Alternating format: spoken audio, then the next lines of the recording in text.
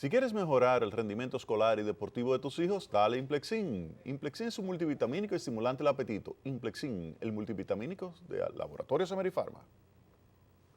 Bien, vamos a iniciar el programa hablando de lo que ha sido la evolución de la actividad económica en los primeros meses de este año. De acuerdo a el IMAE es el indicador mensual de actividad económica que calcula el Banco Central de la República Dominicana, que es un indicador previo a lo que es el Producto Interno Bruto que se publica trimestralmente. Pues la economía al mes de febrero, es decir, febrero contra febrero, febrero 2016 contra febrero 2015, creció en 7.8%. Y en el mes de enero, enero contra enero, 3.6%. Es decir, que se tiene que en términos acumulados el crecimiento de la actividad económica es de 5.7%. Es interesante notar que en términos sectoriales, cuando se ve lo que ha sido la evolución por actividad productiva, nos damos cuenta de que los principales sectores con mayor ritmo de crecimiento son manufactura local, es decir, la industria de la República Dominicana que vende internamente, los hoteles, bares y restaurantes, es decir, el sector turismo ya viene desde el año pasado creciendo de una forma significativa y esto genera una gran cantidad de divisas al país, es la principal fuente de divisas de la República Dominicana.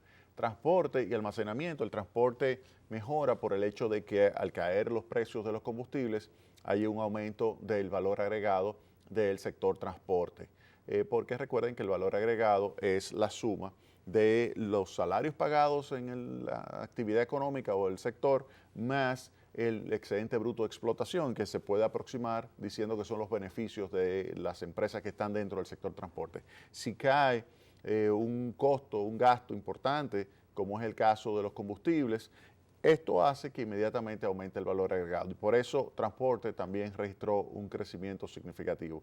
Servicios financieros también, de acuerdo a las estadísticas del Banco Central de los primeros 2 meses del año, también tuvo un comportamiento positivo. Las actividades inmobiliarias de alquiler, que tienen una participación menor que otros sectores, pero también es positiva.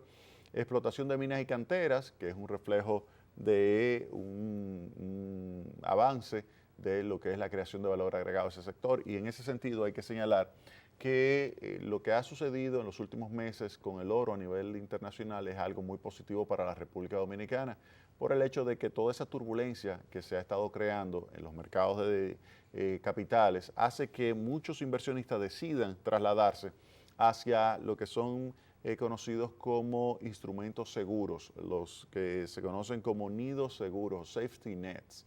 Entonces se van a mover los inversionistas hacia estos instrumentos y entre esos instrumentos donde se encuentran los bonos del Tesoro de los Estados Unidos también se encuentra el oro.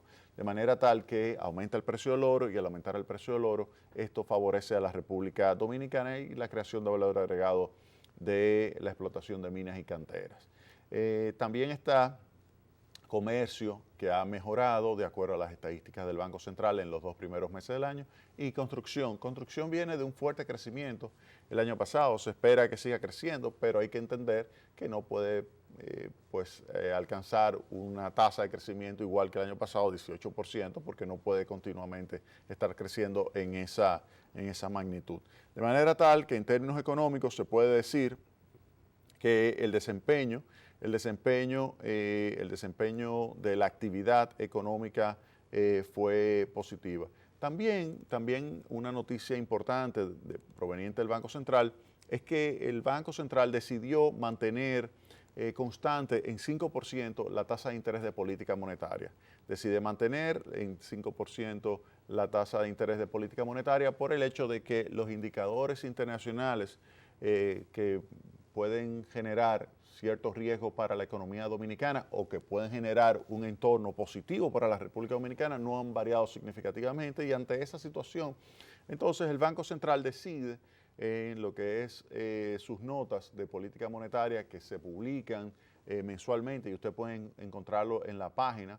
Si ustedes van a la página web del Banco Central, yo la tengo aquí abierta, usted entra en comunicados de política monetaria y ahí usted va a encontrar Banco Central mantiene la tasa de interés de política monetaria a 5% y observa entonces lo que son los elementos. En primer lugar, señala que la tasa interanual de inflación se ubicó en 1.74% y obviamente que esto lo que refleja es que está en unos niveles que todavía se consideran que están por debajo del límite inferior de la meta monetaria. La meta es 4%, esa es la meta del Banco Central, el límite inferior es 3% y tenemos una tasa de inflación que, subyacente de 1.74%. De 1.74 es la tasa de inflación y la subyacente en 1.58%. Esto, en primer lugar, eso significa que no hay presiones inflacionistas que puedan llevar a aumentar la tasa de interés. Y por el lado externo, se ve que la economía de los Estados Unidos estaría creciendo alrededor de 2.1% en este año y 2.4% en el año 2017 y la zona euro estaría creciendo en 1.5 y 1.6 respectivamente. Yo tengo estimado que el crecimiento de los Estados Unidos va a ser algo superior a ese 2.1%, a menos que ocurra algo inesperado en la economía norteamericana. Pero ellos están utilizando acá, el Banco Central, unos estimados de Consensus Forecast y estos son los estimados que estaría señalando para el crecimiento de los Estados Unidos. América Latina, sin embargo, ya es más difícil la situación. América Latina, que también hay algunos que son socios comerciales de la República Dominicana, ya sea porque República Dominicana la venda o porque vengan turistas de América Latina, pues va a tener una desaceleración importante. Para que ustedes tengan una idea, Venezuela caería en un 8.3%, Brasil en 3.5% y Argentina 0.7%, Ecuador menos 0.9%. Es decir, fíjense cómo estos países que han sido muy golpeados por el deterioro de los términos de intercambio. Los términos de intercambio son los precios de exportación con relación a los precios de importación. Si los precios de exportación caen con relación a los precios de importación de un determinado país, se deterioran los términos de intercambio. Y eso significa que ahora hay que buscar una mayor cantidad de bienes para poder importar la misma cantidad de bienes que se tenía. Es decir, que hay que trasladar una mayor cantidad de riqueza doméstica hacia el exterior. Y esto obviamente que tiende a reducir el nivel de ingreso de la población y tiende a reducir el nivel de crecimiento de la economía. Ese deterioro de los términos de intercambio entonces se han traducido en la caída de Venezuela, la caída de Brasil, la caída de Argentina, la caída de Ecuador. Recuerden que todos esos países son exportadores de commodities, la mayoría de estos de petróleo, es decir, que obviamente que tienen que tener variaciones negativas. Otros países van a tener un crecimiento positivo, pero como es el caso de México, que va a tener 2.4%, es decir, que va a estar por debajo de lo que tradicionalmente crecía México. Chile 1.9%, que también está impactado negativamente por el deterioro de sus términos de intercambio. Recuerden que Chile es un gran exportador de bienes básicos, como es el caso del cobre. Colombia 2.5%, hay que recordar que Colombia también es un exportador de bienes energéticos. Uruguay 1.9%. Es decir, que América Latina se puede esperar para este año 2016 una contracción de 0.5%. República Dominicana, ya señalé que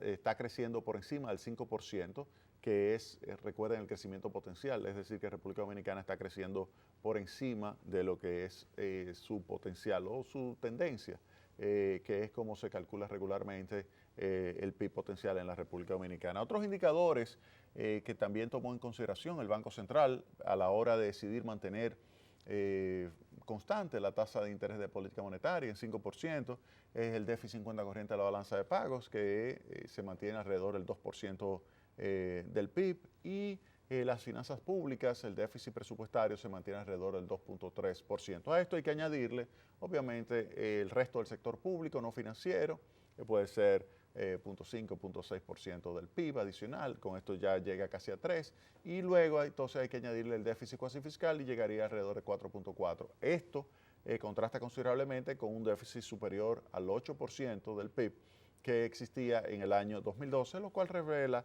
un esfuerzo fiscal importante de parte del gobierno en para mantener la estabilidad macroeconómica, por el hecho de que esto es sumamente importante para el proceso de asignación de recursos productivos, porque cuando hay estabilidad macroeconómica hay, por lo general, un entorno propicio para que los agentes económicos aumenten sus inversiones. Al aumentar sus inversiones aumenta la capacidad de crecimiento de la economía y de esa manera entonces se puede crear empleo y se crea bienestar.